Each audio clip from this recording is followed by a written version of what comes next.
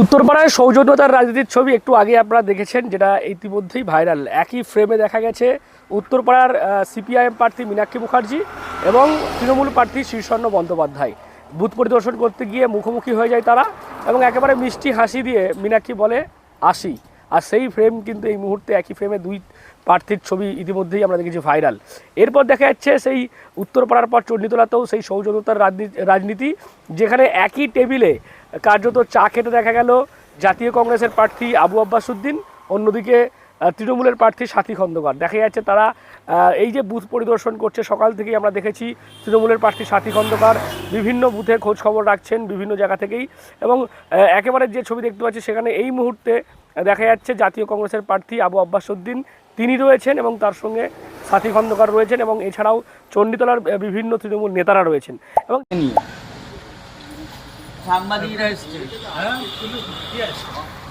সৌজন্যের ছবি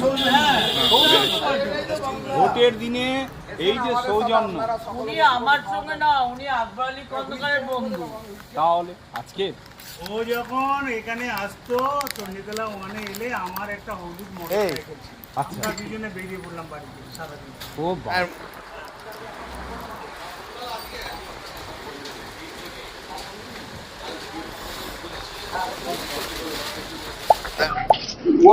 আমার মনে হচ্ছে আমি আমার বিধানসভায় বিরোধীদের এই তো আর একটুখানি গেলেই যেমন আপনারা দেখেছেন আমার সঙ্গে সৌজন্যমূলে বসেছিলেন মানে আমাদের কংগ্রেসের প্রার্থী।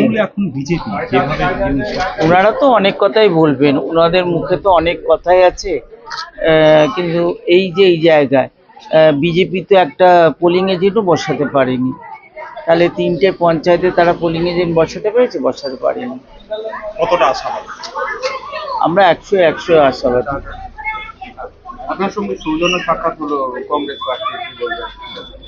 ওটা তো সৌজন্য, আমিও হঠাৎ গিয়ে পড়েছিলাম, তাই ওনার সঙ্গে উনিও ওখানে কেটে গেছে, দেখা হয়ে গেল আর কি বললেন আপনি? বললেন ভালো আছো, ওইটাই কথা। এবং যেমনটা সাথী খন্দকার বলছেন যে আবু আব্বাস উদ্দিন কিন্তু আজকের নেতা নন, আকবর আলী খন্দকারের সঙ্গে তার সম্পর্ক, তার বন্ধুত্ব সম্পর্ক রয়েছে। তার পাল্টা কিন্তু আবার দেখা যাচ্ছে সেই সুরে তাল মিলিয়ে কার্যত আবু আব্বাস উদ্দিনও বলছেন যে একদমই একটা সময় ছিল যখন আকবর আলী খন্দকার আসতেন তখন সাথীদিকেও সঙ্গে সঙ্গে নিয়ে আসতেন। এইরকম যে স্মৃতিচারণা কার্যত বলা যেতে পারে, এই ভোট হচ্ছে সারাদিন ধরে, ভোটের ওপর যেমন তাদের নজর রয়েছে, তার পাশাপাশি স্মৃতিচারণা তাদেরকে করতে দেখা গেল চায়ের আড্ডার মধ্য দিয়ে, একই টেবিলে চা খেতে খেতে। আর এভাবেই দেখা যাচ্ছে উত্তরপাড়াতে যেমন সৌজন্যতার রাজনীতি সাক্ষী রইল গোটা বাংলা, তেমন কিন্তু দেখা যাচ্ছে চণ্ডীতলাতেও একে অপরের প্রার্থীর বিরুদ্ধে অন্যান্য জায়গাতে ক্ষোভ উগড়ে দেওয়া, ব্যক্তিগত নানান আক্রমণ করা, সেখানে কিন্তু দেখা যাচ্ছে চণ্ডীতলাতে প্রথম থেকেই ব্যক্তিগত আক্রমণে কিন্তু সাথী খন্দকার যাননি।